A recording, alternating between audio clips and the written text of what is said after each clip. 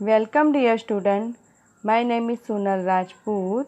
I hope you are all healthy and well. Today we are going to teach Unit 7 in Hindi. सोच अपनी अपनी. So dear student, Unit number 7 सोच अपनी अपनी में हमें वाद विवाद किसे कहते हैं और वाद विवाद किस तरह किया जाता है उसके बारे में बताया गया हुआ है।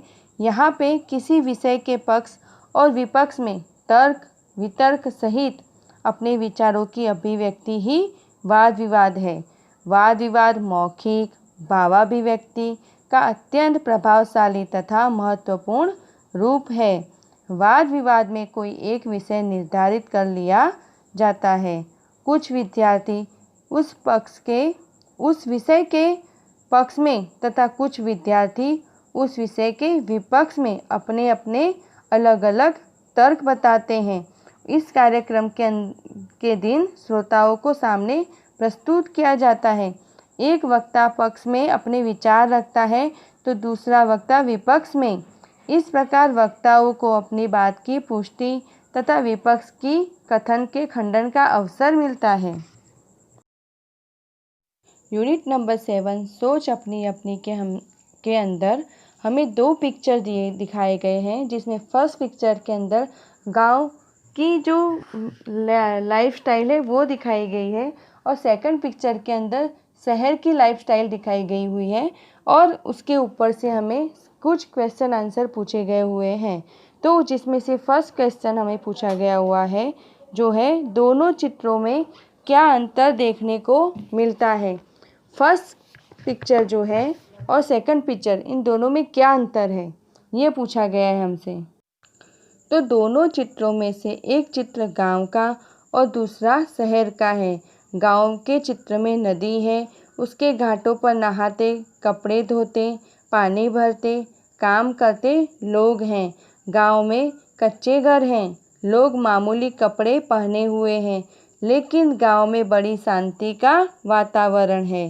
तो सेकंड पिक्चर के अंदर हमें शहर का लाइफस्टाइल दिखाया गया है, जिसके अंदर चित्र में चौड़ी और दोनों तरफ लंबी सड़कें दिख रही हैं, पक्के मकान हैं, सड़क पर वाहन चल रहे हैं, वाहनों के कारण शोर है, लोग आधुनिक वेशभूषा में हैं।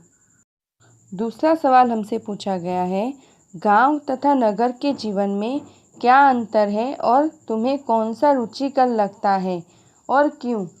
तो गांव के जीवन में सादगी सरलता है, किसी तरह की बनावट और तड़क भड़क नहीं है। लोग शांति से अपने अपने काम करते हैं, नदी कुएं का पानी पीते हैं, वे अपने खेतों में उगाया अनाज तथा ताज़ी सब्जी खाते हैं। लोग कच्चे घरों में रहते हैं पर उनका जीवन प्रकृति के बहुत नज़दीक होता है। नगर के जीवन में तड़क भड़क और बनावट अधिक होती है। लोग आधुनिक और फैशनेबल कपड़े पहनते हैं, वे पक्के मकानों में रहते हैं, वे नल का पानी पीते हैं और बाजार से अनाज तथा फल सब्जी खरीद कर खाते हैं। नगर की सड़कों पर वाहनों का हमेशा शोर होता है, लोग दुकानों बैंकों और दफ्तरों में काम करते हैं। नगर के जीवन में शांति होती है, लोगों का जीवन प्रकृति से बहुत दूर होता है। नगर के जीवन में अनेक दोष हैं, फिर भी मुझे यहाँ का जीवन ही पसंद है। यहाँ के लोग शिक्षित और प्रगतिशील होते हैं। नगर में अच्छे स्कूल और कॉलेज होते हैं, इनके कारण मनपसंद शैक्षणिक योग्यता प्राप्त की जा सकती है। अनेक संस्थाएं पुस्तकालय आदि व्यक्ति की योग्यता बढ़ाने में सहायक होते हैं। उन्नति के जितने अवसर नगर में हैं उतने गांव में नहीं हैं, इसीलिए मुझे नगरीय जीवन ही रुचिकर लगता है। थर्ड क्वेश्चन हमसे पूछा गया है क्या तालाब का जल पीने के लिए योग्य है, यदि नहीं तो क्यों। तो तालाब का जल पीने के लिए योग्य नहीं होता। तो क्यों नहीं होता।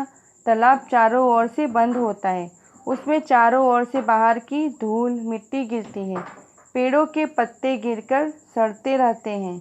लोग तालाब के किनारे पर कपड़े धोते हैं, अपने जानवरों को नहलाते हैं। यह सारी गंदगी तालाब के जल को दूषित कर देती है। यह दूषित जल पीने से हैजा, पेचिश आदि तरह तरह की जानलेवा बीमारियां होने की पूरी संभावना होती है। इसीलिए तालाब का जल पीने के योग्य नहीं होता।